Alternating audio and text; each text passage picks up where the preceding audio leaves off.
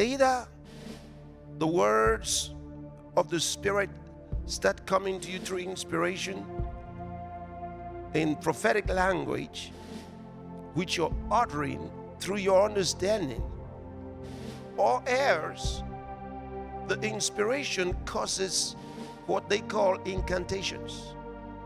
In other words, at that point, certain sounds of the Spirit start coming through you. Some of them repetitively. Okay? And some of them making certain sounds and declarations that are not very usual.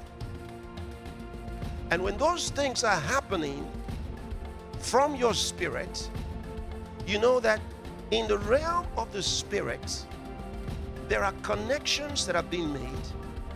There are spiritual exercises that are going on. Certain things are happening, connectivity. And plus that, the supernatural power of God causing things to happen, the miraculous starts taking place at that point.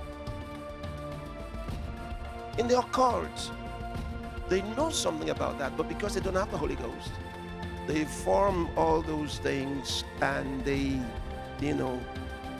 abracadabra. You see, they can't get into the reality that we get into through the Holy Ghost.